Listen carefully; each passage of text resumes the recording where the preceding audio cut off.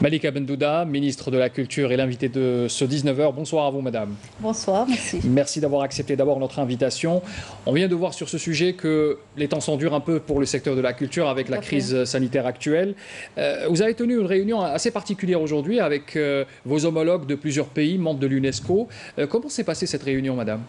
Donc la réunion se rentre dans le cadre d'un travail organisé par l'UNESCO, des États membres de l'UNESCO. L'Algérie, bien sûr, a participé par la présentation de toutes les mesures prises par notre ministère engagé pendant cette pandémie pour continuer l'action culturelle via les plateformes numériques et aussi toutes les mesures engagées pour aider les artistes qui sont touchés par le gel de leur activité culturelle et artistique. Alors, nous allons revenir tout à l'heure vers les plateformes numériques avec un sujet que nous allons tourner également. Mais avant, la réunion a permis de sortir avec des recommandations.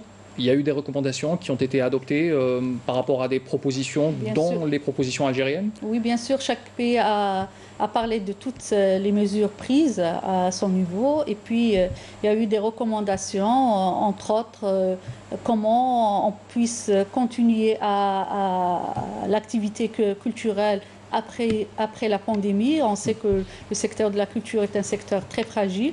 C'est le premier touché, il va être le dernier à reprendre sûrement. Donc la situation des artistes est vraiment fragilisée en ces temps.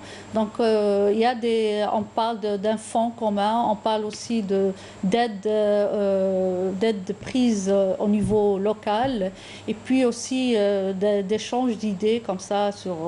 Puis il y a aussi certains pays qui ont lancé un appel d'aide parce qu'ils n'arrivent pas vraiment à trouver des solutions. Donc il y a une forme de mobilisation au niveau de l'UNESCO, à travers l'UNESCO, tous ces pays on essaie un peu de s'en sortir en ces temps compliqués. Vous restez avec nous, madame, justement, en cette période de confinement, l'Office national de la gestion et de l'exploitation des biens culturels protégés organise des visites virtuelles. On en a parlé tout à l'heure dans le sujet que vous avez vu de Flab Nord.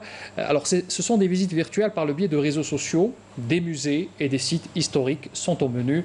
Sid Ahmed Bouraï pour plus de détails.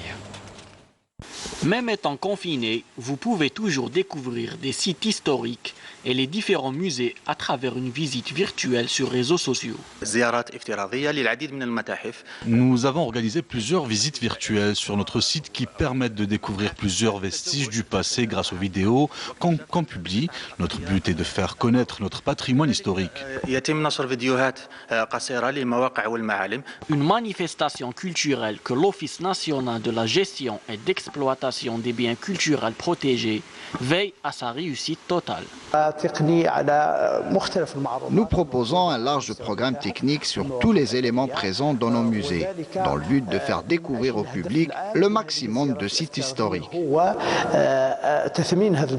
Ces visites virtuelles sont suivies par plusieurs personnes. Une aubaine en cette période de confinement. Nous avons un grand public sur les réseaux sociaux qui atteint parfois les 50 000 vues. C'est un nombre colossal que nous n'avions jamais imaginé atteindre.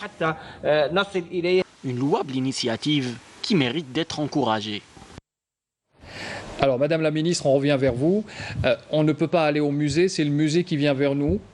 Quel est votre premier constat? On vient de voir cette plateforme numérique qui est très intéressante, qui rapporte un peu tout ce qui est en rapport avec des sites historiques ou même des musées. Vous avez constaté une affluence particulière par rapport à ces sites? Ah oui, bien sûr. Déjà, on doit souligner que le mois du patrimoine a commencé. Depuis quelques jours déjà. Depuis quelques jours, avec un slogan particulier, le patrimoine à l'ère du numérique. Et ça tombe très bien, vu le Covid-19 et le confinement qui a vraiment gelé toute l'activité culturelle. Il y a des plateformes, des musées numériques, des visites virtuelles en 3D et même des sites archéologiques qui connaissent vraiment un attrait vraiment très extraordinaire. On a beaucoup plus de visites sur la plateforme numérique que réelles, justement. Et ce changement nous pousse à réfléchir à une accélération. À pérenniser peut-être, cette initiative? Tout à fait. Après le corona, on pense à laisser justement, à améliorer ces plateformes qui ont été faites dans la précipitation, bien sûr. Et maintenant, on va justement opter pour une activité parallèle numérique du patrimoine et du théâtre aussi, de l'opéra et d'autres. Combien de sites aujourd'hui, madame, combien de sites ont bénéficié de cette opération de numérisation, de 3D, vous l'avez expliqué, le nombre de sites au niveau national? Il y en a beaucoup, oui. Parce que les mesures ont été prises au niveau de tous nos musées.